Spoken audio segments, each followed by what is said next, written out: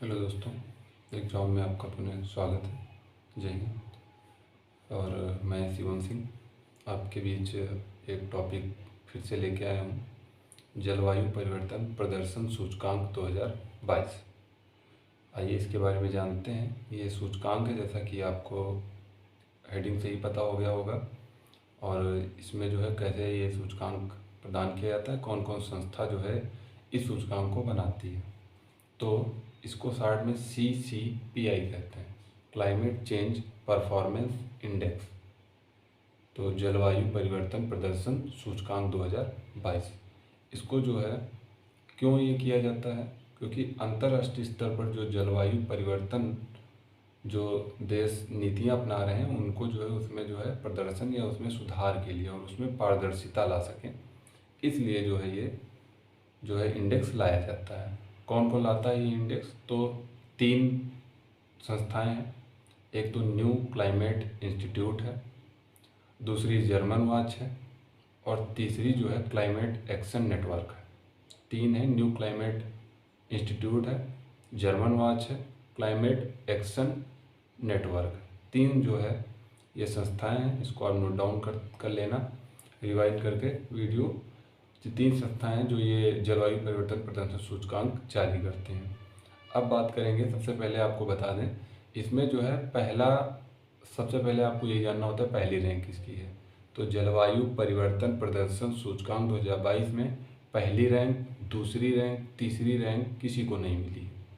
क्यों नहीं मिली? क्योंकि एक 2015 में जलवायु परिवर्तन और उसके नकारात्मक प्रभावों से निपटने के लिए पेरिस समझौता हुआ था, जिसका जो है किसी भी देश ने पालन नहीं किया है।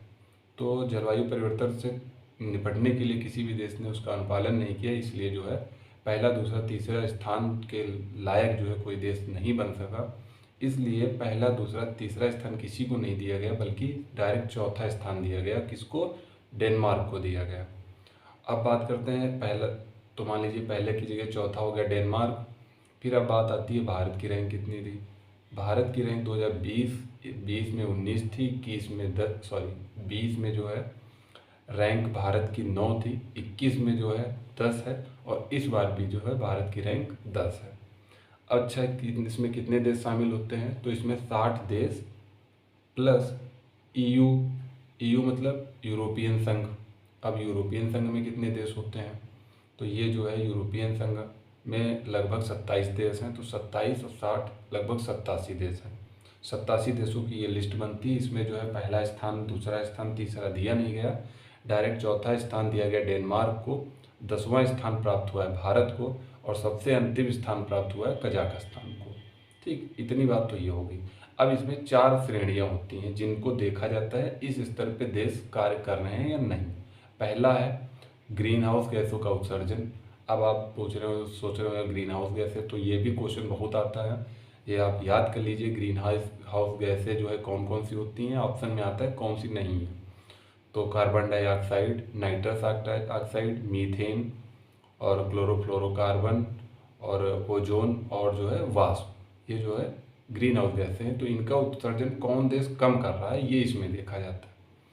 तो ग्रीन हाउस गैसों में कार्बन डाइऑक्साइड का सर्वोच्च पूरे वर्ल्ड में जो है सबसे ज़्यादा जो है उत्सर्जन कौन करता है? तो चाइना करता है। दूसरे नंबर पे है अमेरिका। इंडिया जो है बहुत बहुत कम करता है, लगभग वर्ल्ड का 7% करता है। ठीक है, तो 4 श्रेणियां हैं। एक तो ग्रीन हाउस गैसों का उत्सर्जन कौन कितना करता है, फिर नवीकरणीय ऊर्जा। नवीकरणीय ऊर्जा जो है, अब ये जान लो नवीकरणीय ऊर्जा क्या होती है। तो प्राकृतिक ऊर्जा का जो सर्वोत्तम स्रोत होता है उसे नवीकरणीय ऊर्जा कहते हैं। इसके एग्जाम्पल सौर ऊर्जा और पवन ऊर्जा कह सकते हो, भूतापीय ऊर्जा, जो भी प्राकृतिक ऊर्जा आप आइडिया लगा लीजिए। ठीक, सबसे बेस्ट इसका एग्जाम्पल सौर ऊर्जा है। तो ये हो गया नवीकरणीय ऊर्जा का कौन कितना उपयोग कर रहा है। ये जो है जलवायु परिवर्तन के लिए बहुत ही शुभ संकेत माना जाता है। फिर जो है ऊर्जा का उपयोग कौन कितना ज़्यादा कर रहा है। भाई जितनी ज़्यादा ऊर्जा का उपयोग करोगे उतना ही प्रदूषण होगा।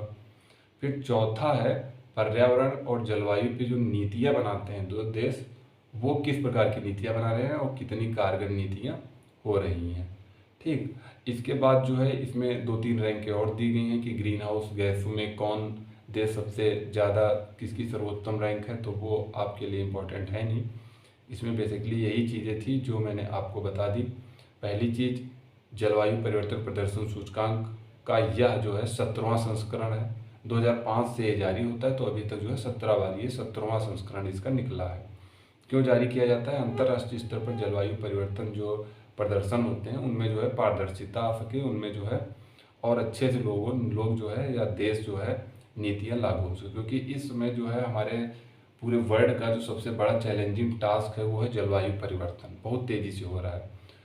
इस पूरे जलवायु परिवर्तन सूचकांक के आधार पे ये कहा जाता है कि लगभग 1.5 डिग्री सेल्सियस का तापमान न्यूनतम, ये इसका टारगेट है, इतना लाना है हमको, जो कि देश ला नहीं पा रहे हैं अभी तक। ठीक है, तो यही है हमारा जलवायु परिवर्तन सूचकांक। एक बार रिकॉल कर लेते हैं 10-15 सेकेंड में इसको, क्या क्या इसमें point of view, exam point of view से जो है ज़रूरत है। ठीक है, तो इसमें 4 स्तंभ हैं, मतलब 4 श्रेणियों में देखा जाता है ये कि कौन कौन कितना अच्छा कर रहा है। तो ग्रीन हाउस गैसों का उत्सर्जन, नवीकरणीय ऊर्जा, ऊर्जा का उपयोग और पर्यावरण नीतियाँ या जलवायु नीतियाँ जो जितनी बनाता है।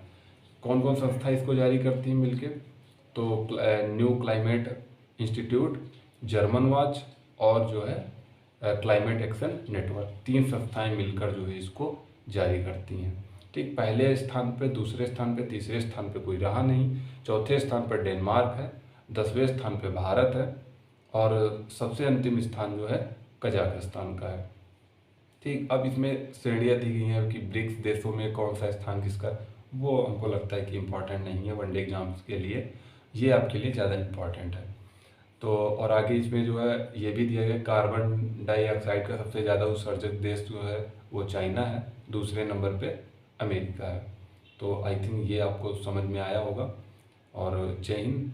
वीडियो को आप रिवाइंड करके और 1-2 बार देख लीजिएगा तो आपको जो है सारी चीज़ें याद हो जाएंगी। और हमारे चैनल को आप लोग सब्सक्राइब कर लीजिए और शेयर कर लीजिए ताकि थोड़ा मोटिवेशन हमें भी मिल सके और बेहतर करने के लिए।